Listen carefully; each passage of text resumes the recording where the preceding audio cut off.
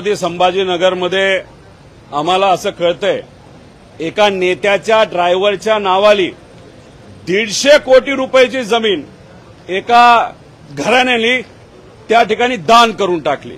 म्हणजे बघा ड्रायव्हरचा कारभार किती मोठा माणूस असेल तो ड्रायव्हर एका नेत्याचा की 150 कोटी रुपयाची जमीन अशीच त्या ड्रायव्हरला त्या ठिकाणी देऊन दिली।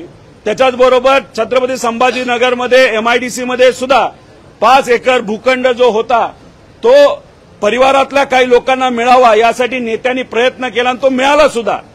जर नेतेच अशा पद्धतीने त्या ठिकाणी कार्य आणि महापराक्रम करत असतील तर मग कार्यकर्ते आणि आमदार का कमी पडणार। त्यामुळे संजय राऊत साहेबांनी जो मुद्दा त्या ठिकाणी मांडलाय नक्कीच त्याच्या मागे कुठला ना कुठेतरी अभ्यास हा असू शकतो। आणि मग हजारो कोटी रुपये जर अशा पद्धतीने सत्तेत असणारे मंत्री आणि आमदार काढत असतील तर खऱ्या अर्थाने त्याच्यामध्ये खोलात जाऊन लक्ष देण्याची जरूरत आहे। खरं काय हे लोकांसमोर आलं पाहिजे, नाहीतर अशाच पद्धतीने पैशाचा जर तिथं खुलेआम व्यवहार होत असेल, सरकारी जमीन शेतकऱ्याची जमीन जर विकली जात असेल आणि त्यातून जर आमदार आणि नेते आणि पार्टी जर बलाढ्य होत असतील तर मला असं वाटतं की मी या महाराष्ट्रामध्ये लोकशाही कुठेही राहिली नाही। त्यामुळे जर संजय राऊत साहेब त्या ठिकाणी बोलत असतील तर त्याची शहानिशा झाली पाहिजे।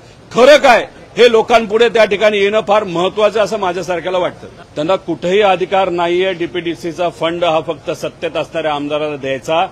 ते जर त्या पद्धतीने वागणार असतील तर मग मी तुम्हाला सांगतो ज्या पद्धतीने अधिवेशनामध्ये जो काय पास आपल्याला एंट्री पास मिळत होता त्याचा अशोक स्तंभ गेला, म्हणजे कुठंतरी संविधानाला फटका देण्याचा प्रयत्न सरकार त्या ठिकाणी करते। तसंच डीपीडीसीच्या बाबतीत जर निधी हा समान पद्धतीने सर्व आमदारांना सर्व लोकप्रतिनिधींना जर दिला गेला नाही तर मग कुठेतरी संविधानाचा आणि जो काही न्यायाचा असतो आणि लोकप्रतिनिधीचा जो मान सन्मान त्या ठिकाणी मिळाला पाहिजे। कुठलाही पक्ष न बघता फक्त लोकांनी त्याला निवडून दिले हे बघून त्या ठिकाणी निधी दिला पाहिजे।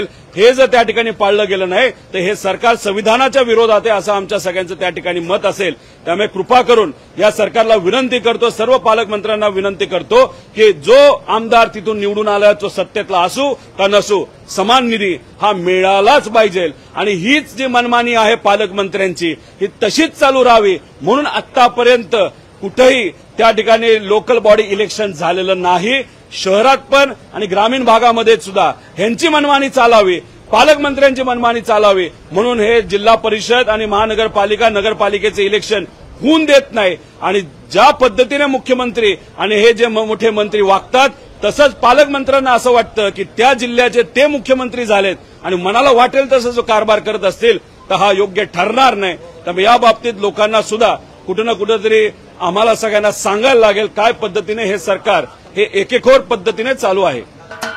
महाराष्ट्राचे सर्वमान्य दैनिक समर्थ गावकरी अहमदनगर, पुणे, नाशिक, जळगाव, धुळे, नंदुरबार, सोलापूर, कोल्हापूर, सांगली, सातारा, मुंबई, ठाणे, पालघर, रत्नागिरी, रायगड, सिंधुदुर्ग, नांदेड, उस्मानाबाद, बीड, औरंगाबाद, नागपूर, गडचिरोली, भंडारा, गोंदिया, अकोला, यवतमाळ, बुलढाणा येथून एकाच वेळी प्रसिद्ध होणारे एकमेव दैनिक सर्वसामान्य जनतेचे खुले व्यासपीठ।